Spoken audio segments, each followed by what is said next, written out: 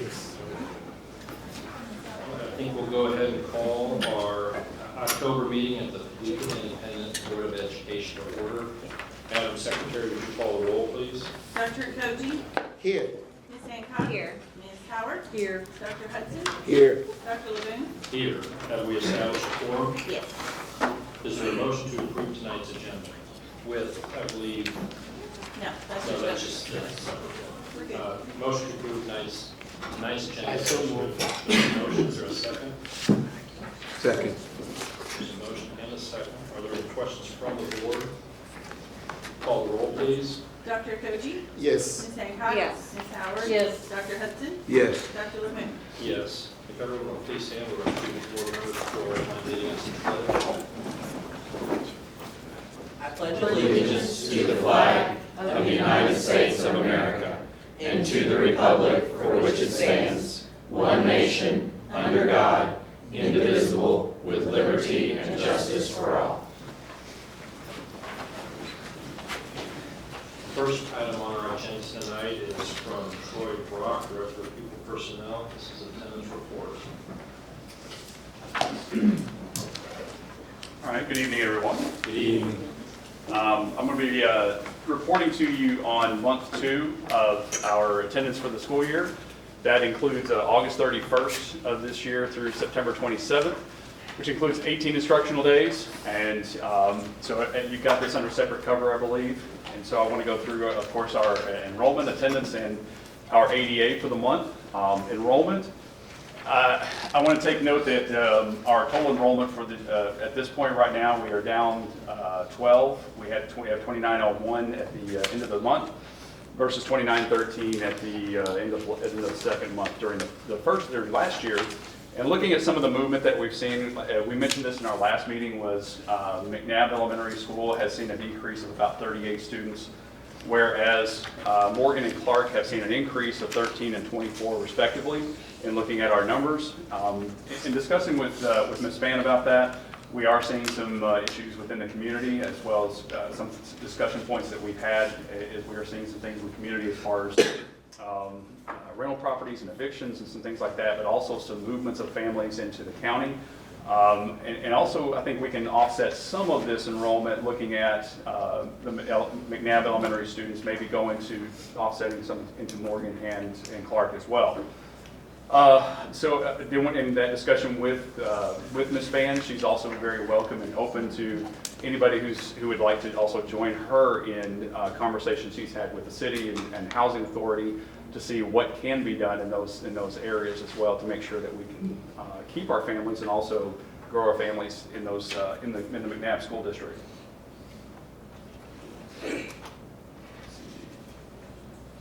Also, overall, we've seen increases in our non-resident numbers of student residents that live in surrounding areas come into the district this year, and I'll also cover that under another report that I have under separate cover. Attendance-wise, I do want to point out that you can just kind of see through here quickly and go through and see who has the highest percent attendance. Clark with 96.08%, Morgan at 95.23%, Paducah Middle at 94.99%. But what I really want to point out to is, again, with this trend that's going on at Choices, where it's at 94.55%. They had the 4th highest attendance for the district for month 2, ahead of McNabb at 94.22, Tillman at 93.37. So I do want to recognize that. And also, I think what we want to do is we want to send the attendance trophy over to Choices for the continued effort that they're making this year. So Brad, if you'll come up and take the attendance trophy and give them a hand.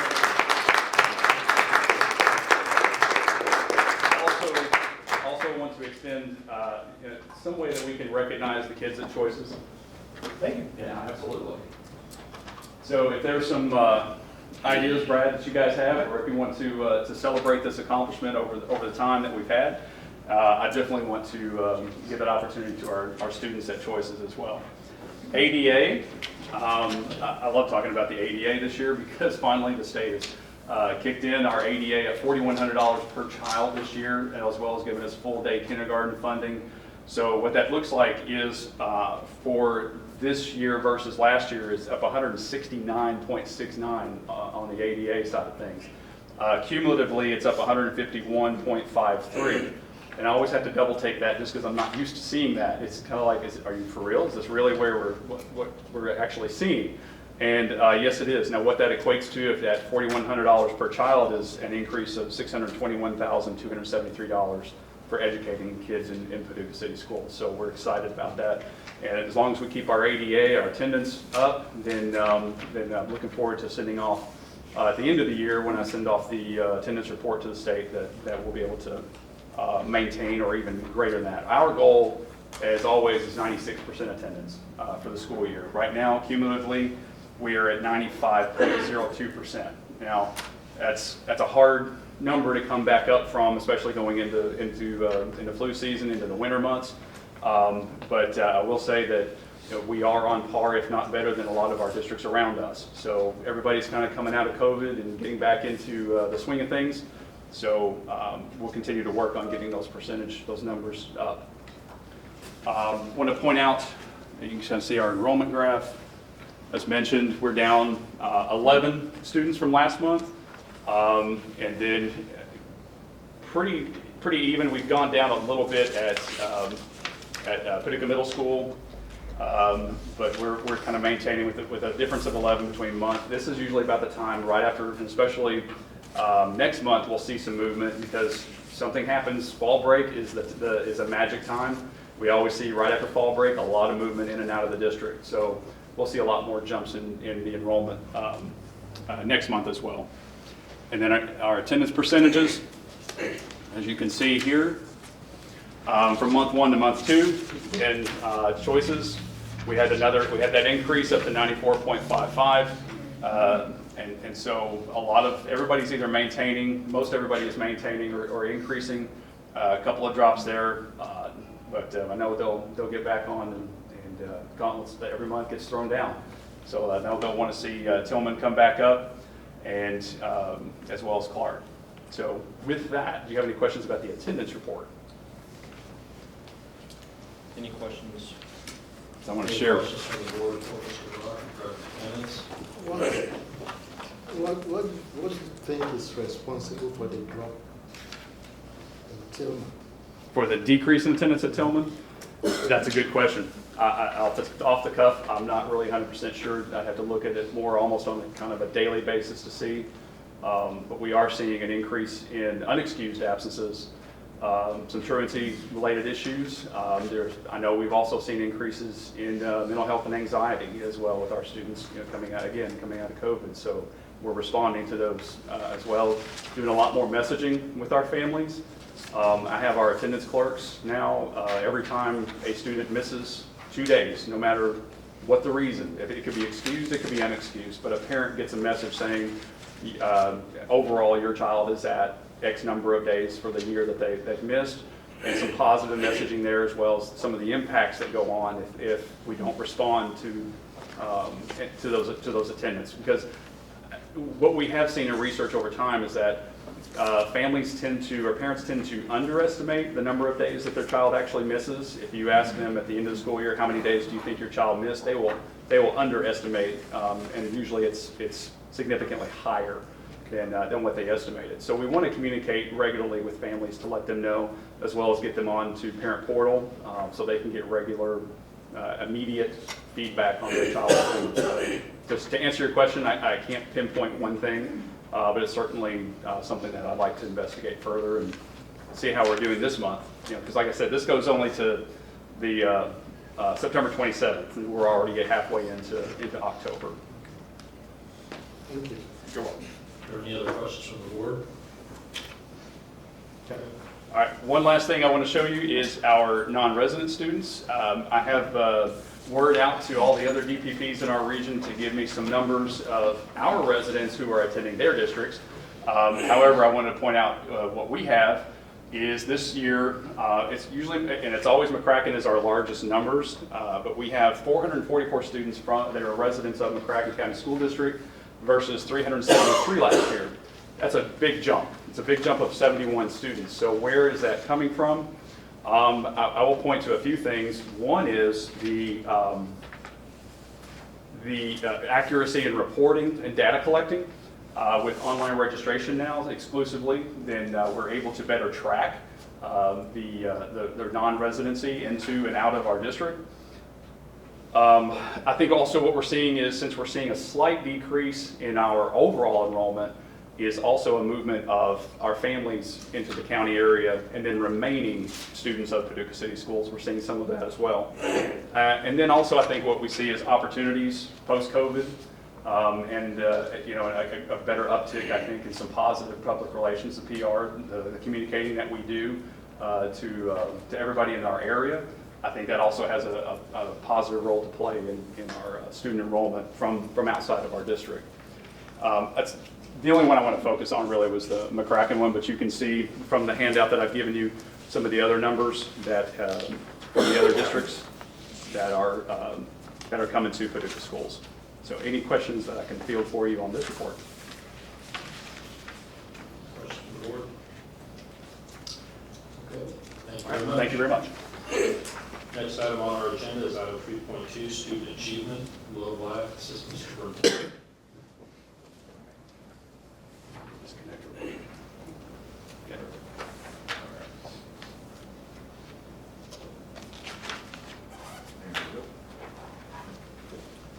Okay, good evening. Good evening. Good evening.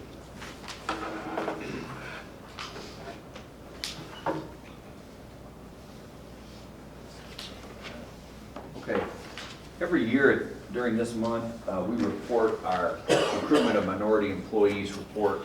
We share the total numbers and also discuss, the efforts that we're making to recruit minority employees in our district, especially certified employees.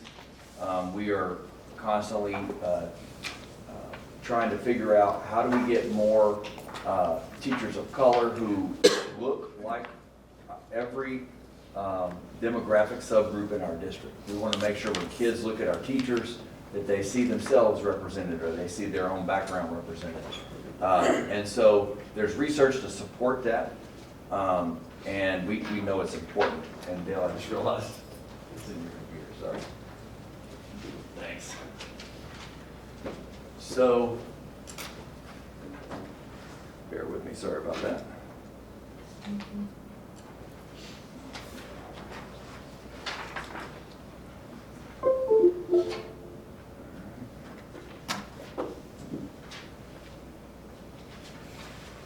So, to start with, and on our certified employees, we are at about 13% teachers from a minority background. Just as a comparison, that is within about 1 or 2% of, let's say, Jefferson County and Fayette County. It's within a range. Usually we are second or third place in our percentage each year. And so you can see this is broken down by school, and we have a variety of percentages within that, but it averages out to 13%. We have, in classified employees, we are getting close to 40% on our percentage of minority classified employees. And for all employees together, this is all totaled up, and I want to thank Angela Copeland for compiling this, that we're at 25% overall. And then this is the historical number, which is kind of small, hard to read, but we actually had an uptick back up to 25%, up 1% from the previous school year. And you can see going back, we've been hovering around 25, 24% for a while. We actually got up, our highest was 27% in 2018 and 19. But we're glad to see, we actually have made a couple of breakthroughs in terms of realizing some things that are working, and I wanted to share those. There are 4 main ways that we recruit any teacher, but especially minority teachers. And in order to do that, the first traditional way that everybody has heard of is go to career fairs and actually go out there and meet people, right? And Shonda, I don't know if I mean to put you on the spot, but Shonda has taken over that effort and is heading, you're not doing it by yourself always, but there's a lot of times other staff members that go with her, but you want to just share quickly what that's like these days, especially after COVID, because there's been a drop in the total numbers. We have attended 2 career fairs so far. The first initial fair was at Murray State for the educational program, and surprisingly, there were, in terms of the students that are coming out of the educational program, and that was looking for potential educational careers, there were 0 African-American students to come to the fair or through our, well, actually we had the demographics, we were provided the demographics of the students that were in the program. And we didn't have, we meaning those of us who attended the fair on behalf of the public schools, at the fair that day, there were no African-American potential teachers that we visited our table or that were there at the fair that day. The second one was the one here at the convention center, but that wasn't so much a necessity for education, but just careers in general. So we were able to speak to a lot of participants that attended that fair, but that was not with the intentionality of education, certified specifically, but we were able to communicate what jobs were available for staff of color. One of my recommendations is that we have a little bit more intentionality if we are targeting our, if we are going to target educators of color and to attend some of the HBCUs, the historically black colleges and universities. In doing that, I think we have a little bit of a benefit to do that. I'm currently in leadership Paducah. Because part of the thing is that everyone is not coming back home to Paducah. So there has to be a huge sale on the young bucks, if you will, the young educators who are aspiring to come to education, and we have to find that huge sale to be able to come. When we're competing with Nashville and other bigger cities, we have to find that specific, whether we're talking about educators of color or educators in general who are not from this area, to be able to sell them on why Paducah would be a great home for them to settle in their education. So we have begun the work, but there is still a little bit of work to do. So if you look at our success rate or where we are successful in recruiting teachers of color, we end up not getting them through career fairs, generally. That's usually, if you look statistically, how many of them do we meet at a career fair and that was why they came to us? In the last, I'm pretty sure in the last 8 years, that number is 1 or 0. Probably 0. Usually, there is some other connection that causes that person to be interested in our district. Okay, here are the things that tend to be more successful. Some direct contact between our school, our employees, and students at the university. So for instance, that we have employees who teach, who are adjunct professors at, let's just say, Murray. In our case, I think they're all pretty much at Murray. There may be somebody at a different one, but online, but at Murray typically. Through that relationship, we definitely have recruited teachers that way in general, but teachers of color, I think we have a greater chance of actually connecting in that type of environment. What has it been even more successful is finding ways to get professionals, for instance, African American professionals in our community who would like to teach. Maybe they were doing they're in a different career. They're professional, maybe they are, an engineer. Maybe they're, we have some this year who were they were I think, had a social work background, but they decided they really wanted to be a special ed teacher. And so we figured out ways to get them into an alternative certification program. I came through an alt-cert program myself as a teacher, so that's been a technique used for more than 20 years. But specifically going out and recruiting people that we think would be a good teacher. Have you ever thought about teaching? You know, we could really use you in our district. There are ways to become certified. And a lot of people don't know that. They don't realize that in certain areas, special education and secondary, almost any secondary position that you can come up with at middle or high school, and a Head Start. In those areas, those are high need areas, so we can get someone into the alternative certification program. That has been successful. But what is most successful is growing our own. So people who go to Tillman and they're from Paducah and they have been encouraged to be in education, and then they decide to go to school and come back here to teach. If you look at it, that is probably one of our most, if you look at our staff, the majority of our minority employees are from Paducah and went to our school district. Not 100%, but the majority. So that, growing our own, and that's, I should mention, a big goal of the Head Start building being right there.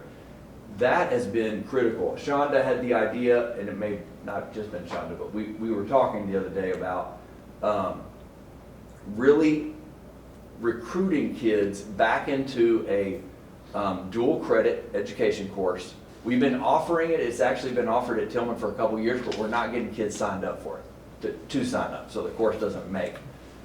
What we really would like to see is our kids going to elementary schools or going to the Head Start program and actually working with younger kids and getting that type of experience. I know when I was in high school, we had that course, that it was a psychology course. It wasn't dual credit at the time, but believe me, having the chance to go work with a little kid during the school day, that's really appealing to a lot of kids. That was a super popular class, right, Shonda? She was there when I was there. So we're really, that's an area where we think, especially when Head Start is next door to Tillman, we're gonna really be able to expand that class and, or number one, make it actually become a class, but then grow the numbers. And we really are interested in being intentional about recruiting our minority students into it, so that we're planting the seed early that, hey, have you thought about being a teacher? That kind of recruitment, I think, is probably our single best bet. I love the idea of going to HBCUs. I think we should continue to go to career fairs. I'm not saying they have no value. They do have value, but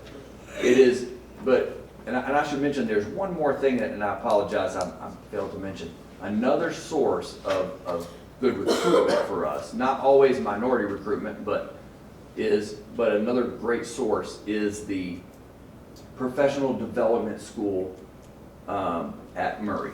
And what that is instead of just doing regular student teaching, which is usually just, a couple months long, the professional development school actually places the student teacher in the room for the entire school year. They work the whole time. They basically it's a special class that they take.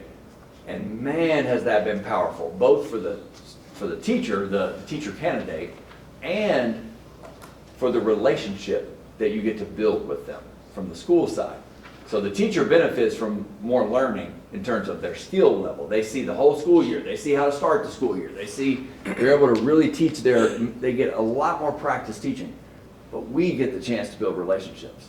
And so as we do, we're finding the chance of that type of teacher working for us is really high, because they get to know us, we get to know them. And so that's a much better recruitment tool as well. So just wanted to share those things. We are talking about that as a district, and we want to continue using or focusing on the things that work. Any questions? Just a couple of comments. I'm glad to see that you're going to continue the career fairs. one thing I would be interested in is what are they using to recruit?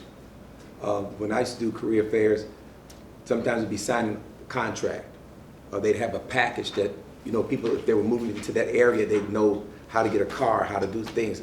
Just wondering what things you have laid out to draw. And even when we look at our growing our own, how do we hang on to them that they'll want to come back? Because, you know, being a pastor, been there 18 years, and I can see how we lose so many people to Louisville, Nashville, Atlanta, and those are just three of the places that a lot of our young people go. How do we make our place competitive? I think that's where you got to really start. You talking about recruiting kids, or keeping our own, growing our own. They've got to have a sense of that it's going to be worth coming back. Yes. Because I think a lot of times, and I've heard young people talk with me and they say, you know, there's nothing to do in Paducah. There's not, and so and you got other places that you can go and do things. And so we have to make sure that we package this somehow. That even if I grow up and come through Tillman, I want to come back. Yeah. You know, just. And I think that is a conversation that we've had in terms of what can the district, from a district standpoint, what can we offer, and then what can the community offer? In other words, I think it's a partnership, but from the district side, what incentives could we offer? One is, one thing that we've talked about, and again, this is not something we could just do tomorrow, we need to set this up, but we've talked about how do we provide support? We're discussing this. We definitely heard from our employees, for instance, our instructional assistants who would like to become teachers. How do we create a program by which we can support them in doing that? And maybe there's some a way to support financially. It's challenging to figure that out a little bit, but there are ways to do that, and we're discussing how do we do that in a way that is where there's a return on investment for the district. How do you, like already we've figured out a way for an instructional assistant to go do student teaching. In other words, we've guaranteed them a spot to come back to if they go student teaching. So other innovations like that, and then the other question, are there other incentives we can create? And then, well, what I hear you saying, Dr. Hudson, is what are the intrinsic things that would make someone want to move back here? Am I hearing you correctly on that? Exactly. And that's a bigger question. I mean, I really think that is going to require us to really listen carefully to our community and to our teacher candidates too about I would love any input on that, on how we could gather that research, or that understanding. How do we get that understanding of what would work? So I know one thing, I'm sorry, go ahead. a part of the recruitment package now is that Mr. Walden, he's not here. Mr. Walden put together a QR code that's included in the package that gives a little bit of the demographic history and as well as the up and coming growing downtown and some other places, and then in terms of the housing development and so all of that, the things that you were mentioning is now in our packet that we distribute to those that come by the booths. I think in addition to that, for the Murray, during the Murray Fair, we were given a list of all of the candidates that are going through the program and where their home states were. Again, if we're talking about intentionality for students of color, that still didn't meet the need if that's what our intended target is. But the information that's in the packet is extremely beneficial to where you're talking about is in terms of the why. How do we get them here? How do we make Paducah a viable place for the employment? And so it is, I'll try to get it for our next one. And also, Ms. Lisa also gave us I guess from either the Bureau, the Paducah Bureau, or was it the Chamber of Commerce? There's a packet of information that's also included in there that what you were mentioning about the housing market and things like that, the banks, the generalities of Paducah, it's all included in there. So the candidates who are even looking at Paducah, they have that potential to be able to see it in the packet. But I would just think about if we're still being intentional, we have the information. It's just a matter of what is it that we're doing specifically to go out and target the demographic of teachers that we want to bring back to Paducah. So I think that's more of the work that we need to do, but we do have the information that's packaged that looks at Paducah in a beautiful light. It's just being just a little bit more intentional about targeting the teachers of color to be here and to stay. Yeah, for instance, let me illustrate. The package, I'm not concerned about the package as much. I think we will do a good job with that, but I'm concerned as the competition gets greater. For instance, I've been out of education quite some time. One of the things is that bilingual teachers, that was a struggle. And when I would go to recruitment fairs, there was a signing contract right there on the spot that would draw people. And I'm not saying we can do that, but I'm just saying those are incentives. And I just know that at some point, we're gonna have to up the ante, besides just the information. That's great. They'll need to research it. I mean, the information will be good to have, but what else is gonna bring me there, especially if I can go here and I can get just looking at some things that we can do. And again, I'm just speaking from the perspective down the line, what we need to do. This question is not directed to you, it's directed to Dr. Labuna. Do you think the McCracken County Endowment Program can help us? Yeah, the McCracken County Career Endowment, for those that don't know, Chris Paxton gave a donation to this organization to help provide scholarship opportunities for students, and also part of it for students of color, and also help and assist in recruiting teachers. And so they do give a bonus to new people moving into this area who have taken a teaching position in either our district or McCracken County School District. I'm talking of And student teachers. And I think, I don't know about student teachers, I think one of the things we have talked to them about, I'm on that board, I think is why you That's right. directed the That's why question I'm to putting me. it to you. And, but one of the things we are talking about is trying to help ways for people who are going through alternative certification, some ways to help them through that process. That's something that's been on our agenda, continuing to help provide, to have and raise enough money through donations and the supports that they're doing to be able to continue to provide bonuses for people who are new teacher employees. We haven't talked about being able to pay for educational classes and things like that, but we did have a good discussion in our last meeting just about all the different barriers people face to try and get alternative certification, trying to help remove some of those barriers. So the answer to the question is yes, I think the McCracken County Career Endowment organization can help a little bit, and are looking at ways to help support that initiative. Are you talking about like the hospitals will pay for a nurse for nursing school, and then you have to go and work at the hospital for some year? Is that something you were talking about there? I don't think that would be on the McCracken County Career Endowment's rate. Okay. I don't think that they're not big enough for that. But helping, if you're going to get alternative certification, there's a fee for the test. There's tutoring classes. There's transportation to and from Murray if you're taking it. You're doing those classes after hours. There's a variety of needs through that process. So I think we're just trying to explore how to help some of those. Yeah. And with the district also, I think the district needs to, the school district needs to try and help tackle some of those things to try and help people also. And can I add, please? I was at the last McCracken County Community Career Endowment meeting, advocating for employees and for partnerships, and even leads on partnerships on that. And so a couple of conversations I had there, I think can turn into some potential fruit for us as a district. It's just partnerships and ways to rethink things. Another one that I pose just the question that they'll have to decide as a board, but the $1,000 gift is for certified teachers. And so the conversation that I brought to them too is our social workers across the district. We have one of those at all three elementary schools, one at the middle school, one at the high school. These are vital. And if you look at dismantling institutional racism in education, research through the National School Board Association, it's vital to taking that barrier away. We know with the trauma that we've all gone through with COVID, how vital that is to have as a resource in our schools. And so even though that's not a certified position, meaning the Education Professional Standards Board has to certify you, it does require that social work degree.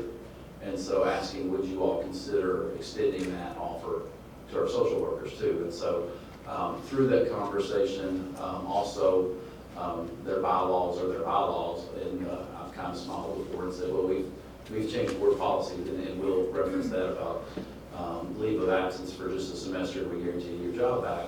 But one of the questions I've posed is at times I've heard them say that there's scholarship money available for students, but students either A, didn't apply, or they didn't have enough to qualify to meet the needs for that scholarship. Would you all consider offering that to our teachers who are going back, as Dr. Laboon brought up, that have this obstacle of challenges to get the certification? They have a degree, they're in the community, we expect them to stay because they've been in Paducah for a while. But Ken, is there a way we could partner or point me in a direction to find partners to help offset that? And so that was a great conversation. It's just a conversation at this time, but I felt like it was great dialogue, Dr. Boone, relative to how can we work together as a community and build partnerships between the district and that board, and then also others that are out there in the community. And so I felt like there's some good follow-ups to start chasing, if I would say that with a smile, from some of the members on that board. So it's definitely a dialogue that's happening. We'll see where the fruit comes from. But There's definitely also conversation just about the need, I think, of what you pointed out earlier, to have the community involvement in the process of recruitment, even if it's not financial, but helping them build connections, helping people that are coming here, looking at here, have connections in the community to make it better for them to want to stay, make it, make this appealing to them. So, and I would add to that, I'm sorry, Dr. Jones, but and I've got, I think, a lot of them in the room, but last year, Ms. Copeland, Mr. Ross, Ms. Burris, trying to remember who else was part of that, I think Shanita Donaldson, what is our retention efforts once we get you here in our school district? What are the retention efforts? How do we connect you to the community? How do we know you as a person? How do we get you to the right church, the right sorority or fraternity? How do we sell that and create that network, especially if you're not from Paducah? And so that's something they worked, I think, very successful on, putting some things together and having meetings and just supporting that to make you feel not only welcome, but if you go to school every day, when we open the doors and you look at that time versus the time of the year, it's about 14% of the year you're in the school building working. That other 86, 85%, how are we reaching out to our community and building partnerships to help ensure we're all working towards the same goal of retention? So I think that's been some great steps forward too. other questions from the board or comments from Mr. Black? Yeah, I would just like to brainstorm with you about growing our own, because I got some ideas I think will be beneficial. Would love that. Okay.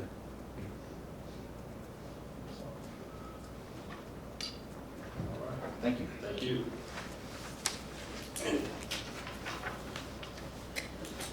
Next item on our agenda is item 3.3, Paducah Head Start, Christy Lewis. Good evening. Good evening. Part of my presentation carries along perfectly with this. So I'm really excited. The definition of insanity is doing the same thing over and over, but expecting a different outcome. So Paducah Head Start Preschool has been invited to go to the Head Start Networker Early Childhood Innovation Summit in Boulder, Colorado, Thursday. We're only going to one day of the conference, but the whole premise of this is to learn, innovate, and lead, to think outside of the box with our top leaders in Google, the United Nations, Disney, and a company called IDEO. And what we're going to do is have a think tank on how do we get early child educators? How do we find people out in the community who are local, who want to come and work at Paducah Head Start Preschool? The vision for me is to find some of our local high school students, talk to them. What is it going to take from the high school student? Like, what will keep you here in Paducah? Because I can think of all the ways that I want to stay here. I know why I want to live in the community. But hearing from our student board members, what's it going to take to keep you here? I don't have all the money to have all these fun, eventful places for you, but what's that one thing besides your family that's going to keep you here? So I know that's one piece of this. So we're going to be diving into what is the workforce crisis in our local area, We'll take our community assessment with us that we have to do annually. These big think tank organizations will sit down with us and say, hey, this is what's going to work, this is what's going to work, this might not. But then we also will have the opportunity to tour the Boulder Journey School, which is the most successful and innovative early childhood primary school in the United States. They do some really innovative thinking in the way of hiring and apprenticeships, which that apprenticeship for me looks like a child development associate degree. So people would come and work, earn their child development associate at the high school level. We would employ them. The bonus of Head Start programs is we're allowed to work with our students to pay for that child development associate. We can help pay for their books. There's not a binding contract there that says you have to stay this long. It is just decreasing those barriers to support people staying in our community. So I look forward to that. There are 5 strategies that we're going to be looking at: is redefining credentials, redesigning a degree attainment, rethinking that. What does it really need to look like? Optimizing practice-based teaching.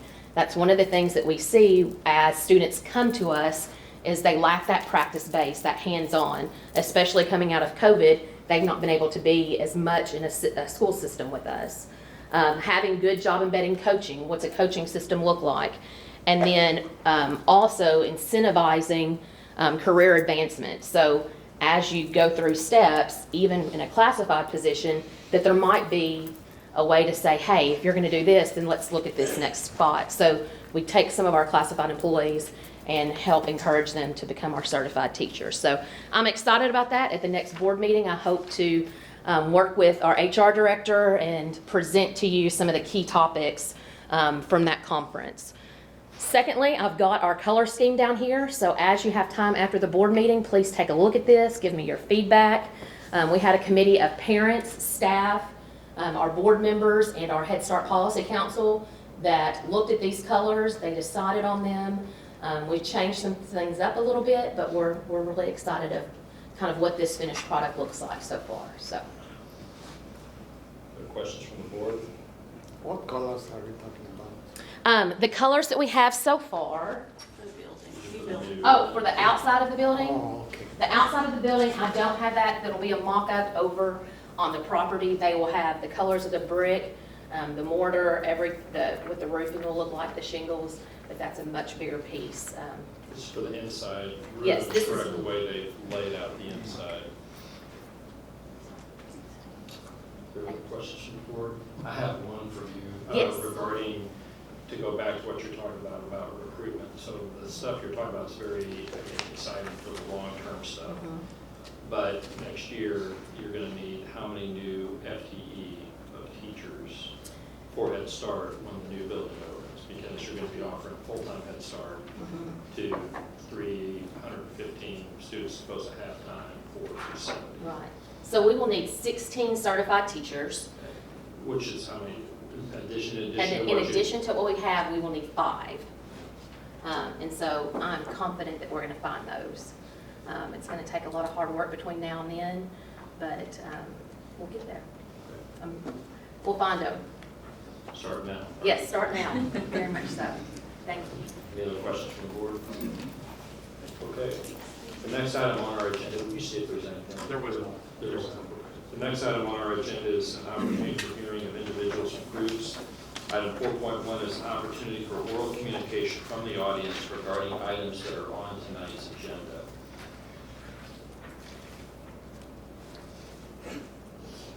Now would be an opportunity if you're here and you want to speak about something that's on tonight's agenda, now would be the time to do so.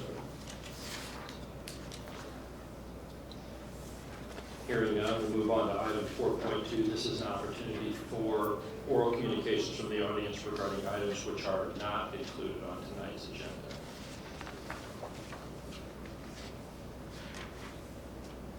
So if you're a guest here tonight, you would like to say something about an item that's not on the agenda, this would be the time to do so. Hearing none, we're going to go ahead and move on to our consent agenda, which is item 5.0. Is there a motion from the board to approve the consent agenda? I'll make a motion that we approve the consent agenda. Is there a second? I'll second. There's a motion and a second. Are there any questions from the board? Call the roll, please. Dr. Cody? Yes. Ms. Hancock? Yes. Ms. Howard? Yes. Dr. Hudson? Yes. Dr. LeBoon? Yes.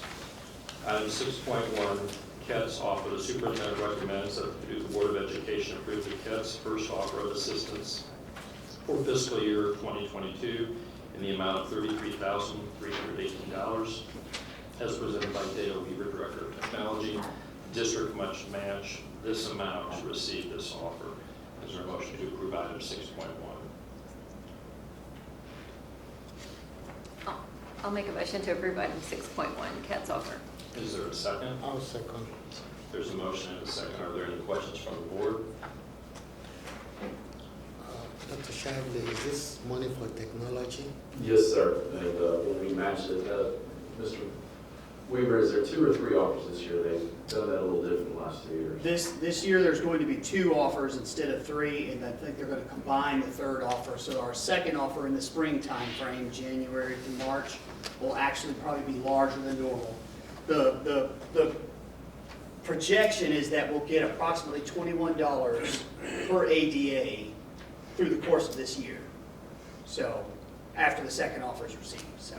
So we matched this offer through the general fund, our local and state taxes, and so it was $66,000 at the first part of the year. That, or a little bit more, is what I'm hearing at the second part of the year to do infrastructure updates, and we've been doing, and I might mess this up a little bit, but been doing a projector replacement throughout the district with that money, some wiring, some closet renovation as far as the tech stuff in our throughout the district. So it's just we get an extra $1 for the dollar we put up into it for $33,000. So it's just part of the state funding formula for keeping our technology up to date and on point. Absolutely. We usually alternate. One year will be our infrastructure-related items that are, coverable under KETS.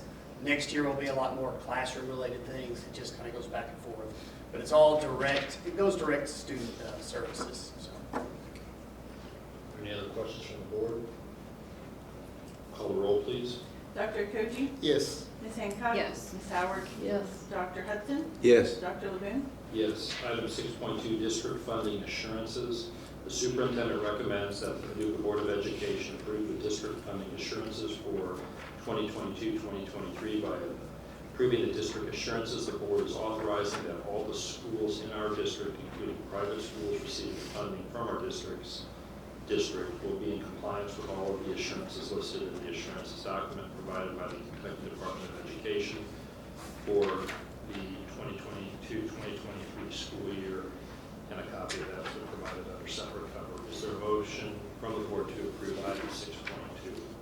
I'll make a motion that we approve item 6.2, district funding assurances. Is there a second? I'll second. There's a motion and a second. Are there any questions from the board? Call the roll, please. Dr. Koji? Yes. Ms. Hancock? Yes. Ms. Howard? Yes. Dr. Hudson? Yes. Dr. LeBoon? Yes. Item 6.3, amendment to board policy, second reading. The superintendent recommends that the Paducah Board of Education receive for second reading and approve the amendment to board policy 09.4341.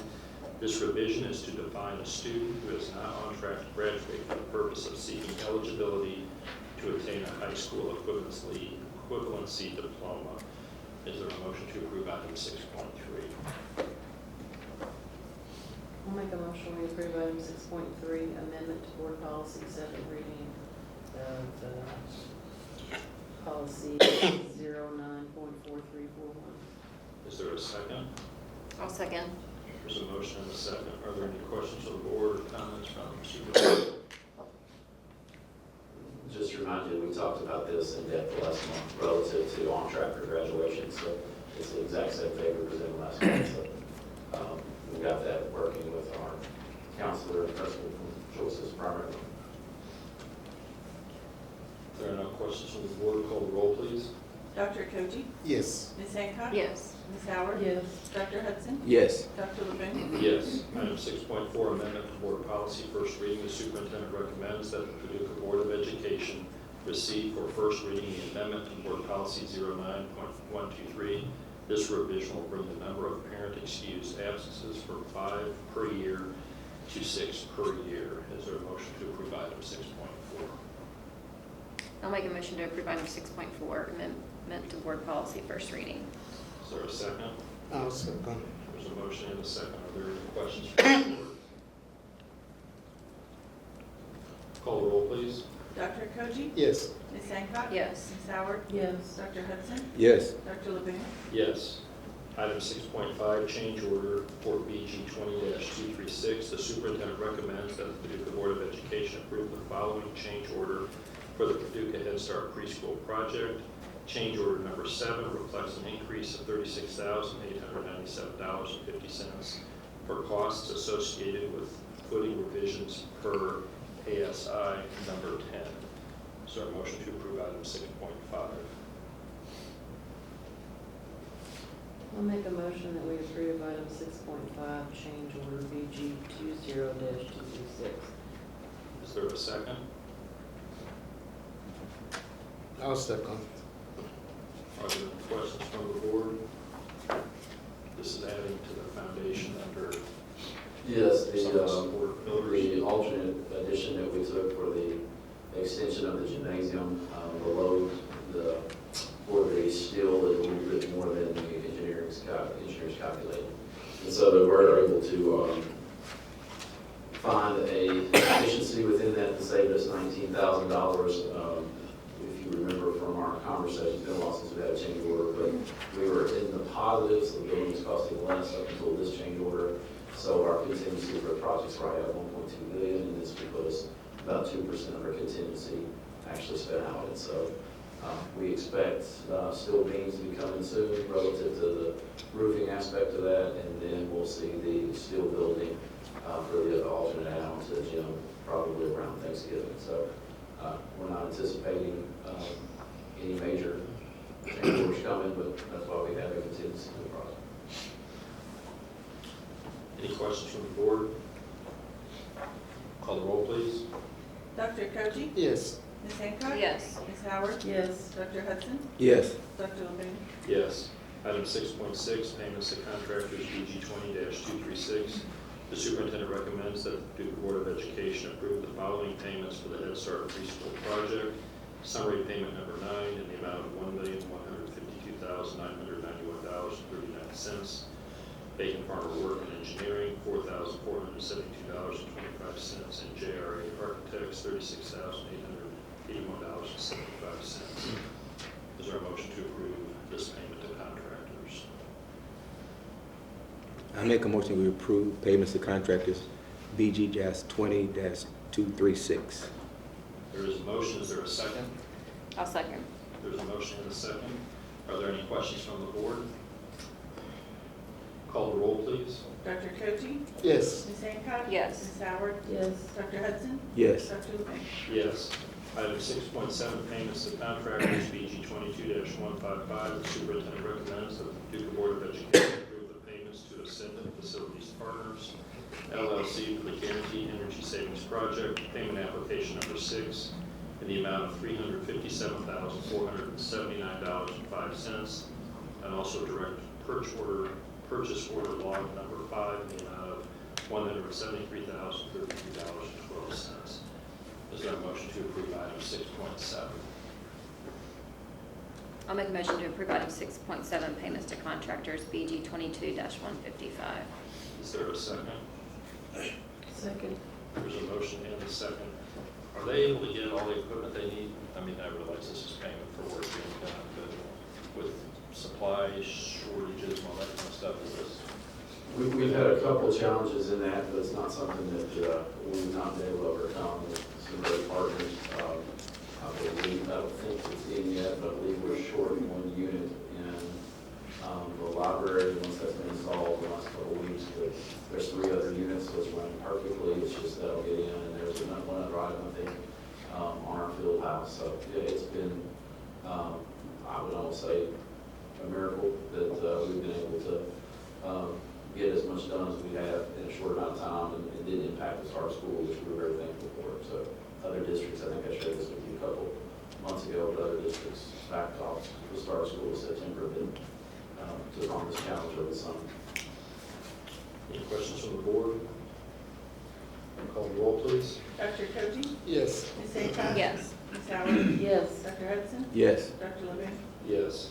Item 6.8, payments to contractors, BG 22-297. The superintendent recommends that the Paducah Board of Education approve the following payment for the Paducah Tillman Artificial Turf Install and Track Resurface Project. This is to JRA Architects, in the amount of $1,760.94. Is there a motion to approve item 6.8? I'll make a motion, we approve item 6.8, payment to contractors, BG 22-217. Is there a second? I'll second. There's a motion and a second. Are there any questions from the board?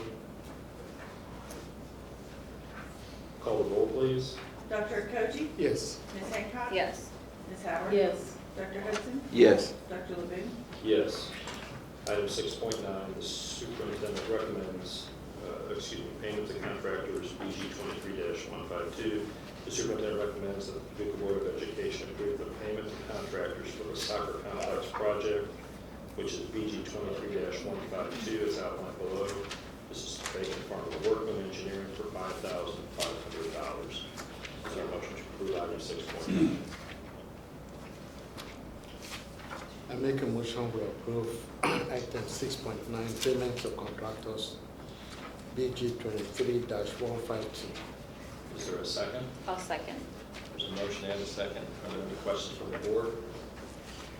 Which of the soccer field are you talking about? It is the property that the city of Paducah gave us, so right behind the soccer field where the old tennis or golf, Frisbee. Midtown Golf, now it's Frisbee, that's been there for a while. That land was donated to us, we're working with another partner to donate that to us.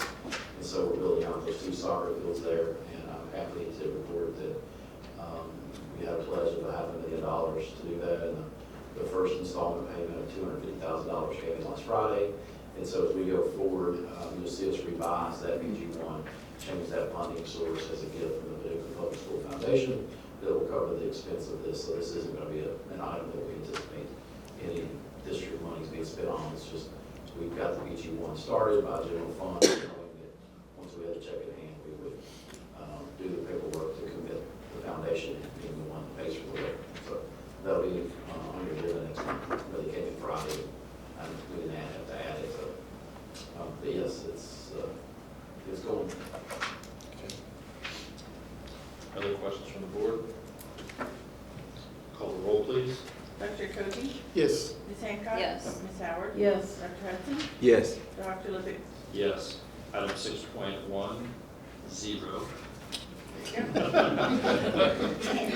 Pay schedule adjustment. The superintendent recommends that the Paducah Board of Education approve the school nutrition adjusted pay scale effective November 1st, 2022. Is there a motion for the board to approve item 6.10?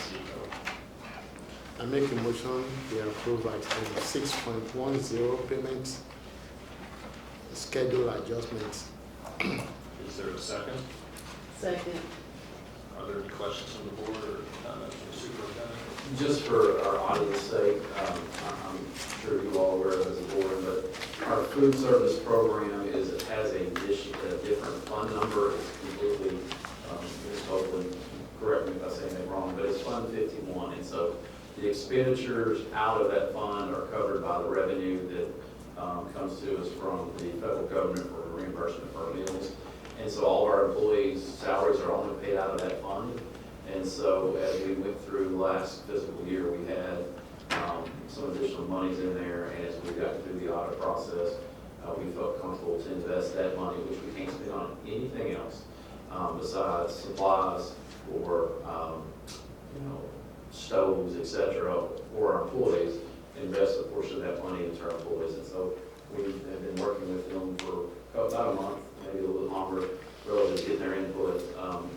Ms. Copeland and Ms. Farnhill met with me last week prior to getting this on the agenda, and they met with the employees today. I think they were very thankful that this is on the table, and I think it puts us in a very competitive spot relative to other surrounding districts. So highly recommend that we approve this. I think it will be overjoyed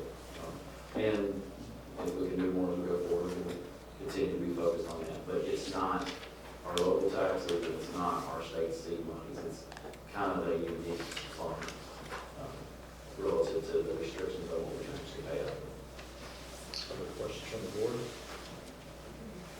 Call the roll, please. Dr. Cochi? Yes. Ms. Hancock? Yes. Ms. Howard? Yes. Dr. Hudson? Yes. Dr. Levine? Yes. Is there a motion from the board to go into executive session per statute to discuss items regarding personnel, property, and potential litigation? I'll make a motion to go into executive There's session. a motion. Sorry. There's a motion. Is there a second? Second. A second. You look sure. Any questions from the board? Call the roll, please. Dr. Cochi? Yes. Ms. Hancock? Yes. Ms. Howard? Yes. Dr. Hudson? Yes. Dr. Levine? Yes. Thank you for coming, everybody.